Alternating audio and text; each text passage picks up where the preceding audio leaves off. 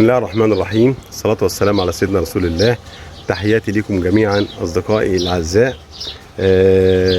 بعد السلام عليكم ورحمة الله وبركاته. النهاردة هنكلمكم فيديو جديد خالص، فيديو مميز ومهم جدا بالنسبة لمربي الأغنام والماعز، بالنسبة لمرض البي بي ار أو مرض طاعون المشترات الصغيرة. ناس كتيرة طبعا ما تعرفش المرض ده ايه، ولا جه منين، ولا أعراضه ايه، ولا علاجه حتى ايه.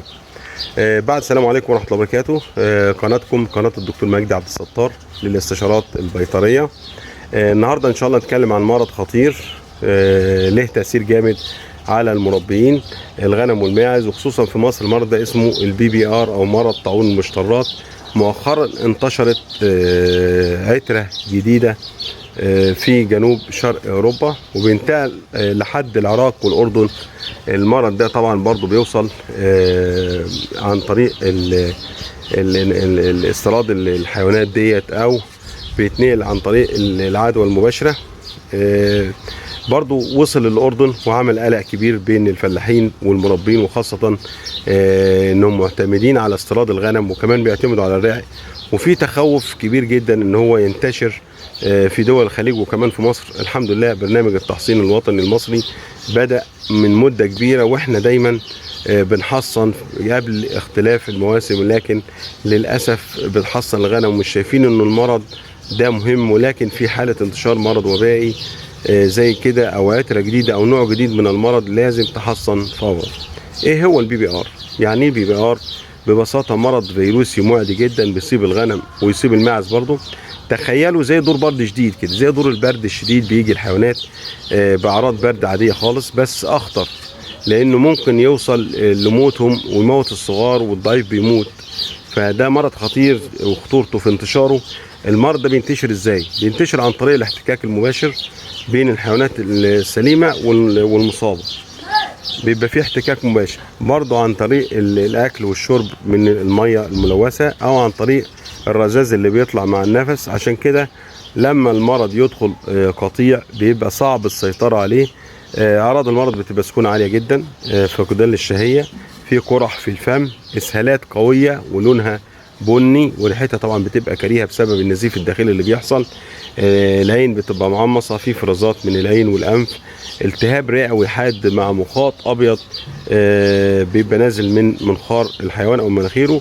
لو مفيش تدخل سريع طبعا الحيوان بينشف ويضعف جامد، وفي الآخر بيفقد الحيوان للأسف. انتشار المرض، الوباء ابتدأ في رومانيا أول بداية المرض، ومن هناك انتقل إلى بلغاريا واليونان، وانتشر زي النار كده في الهشيم. وكذلك الأردن والعراق بيستوردوا غنم من هناك، والأردن برضو وصل هناك. وفي تخوفات من انتشاره في دول الخليج ومصر. آلاف الأغنام والماعز للأسف ماتت. الفلاحين خسروا خسائر كتيرة جدا بسبب المرض ديت. الوضع في اليونان برضو كان مأساوي جدا، لأن جزء كبير من اقتصادهم معتمد على تربية الأغنام والماعز. وتأثير المرض ده بيعمل خسائر فادحة للمزارعين، بيعمل قلة فرص العمل في القرى. المحلات والأسواق اتأثرت جدا طبعا، رغم ان المرض مش بيأثر على صحة الإنسان بشكل مباشر، إلا ان الضرر الاقتصادي كان رهيب. الدول دي بتتصرف ازاي؟ يعني حملات تطعيم، بتعمل حملات تطعيم بسرعة، وتكون حملات تطعيم واسعة، فرض قيود على حركة الحيوانات، الرقابة على المزارع لاكتشاف الحالات بدري. الحمد لله احنا في مصر عندنا برنامج على اعلى مستوى لتحصين، والحملة القومية بدأت بالفعل منذ مدة. ولازم تتابع مع دكتور الوحدة البيطرية القريب منك اللي هو في منطقتك، وتسأله عن كل برنامج تحصين يوصل لك لحد عندك. التعامل مع الحالات المصابة، لو انا المرض ده جاء عندي وصاب الحيوانات بتاعتي، اتعامل معها ازاي؟ اول حاجة ان انا هعزل، لازم اعزل المصاب عن السليم، وعالج الفيروس نفسه.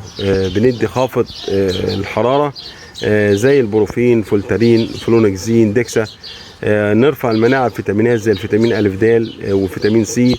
والديكسا طبعا عليها تحفظ، ما بنحبش نديها طبعا في الأمراض الفيروسية، لكن ممكن تستخدم البروفين أو الفينايلوجيكت أو أي نوع مضاد التهاب قوي. نعالج العدوى السنوية. المرض طبعا بيضعف مناعة الحيوان، بيهد المناعة بتاعته، بيبقى الحيوان ده معرض لعدوى سنوية زي التهاب الرئة والإسهال. فبنستخدم مضادات حيوية زي البنسلين مع الجنتاميسين، الاموكسي مع الجنتاميسين، السيبراميسين مع السيبروفيت ممتازين جدا برضو. لازم اعالج القرح اللي موجوده في الفم، بستخدم بخاخات عشبيه على الفم لتهدئه التقرحات.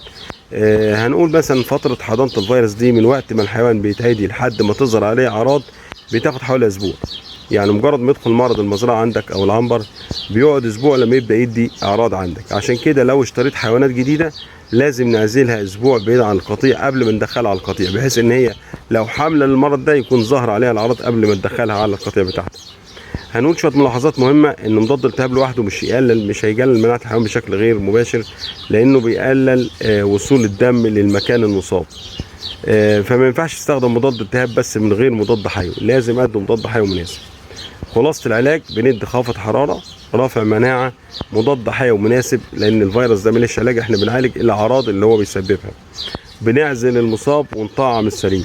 الأمل موجود بإذن الله، رغم ان المرض ده خطير جدا، بس بالتطعيم والعزل السريع والدعم من الحكومات والمنظمات ان شاء الله نقدر نسيطر عليه.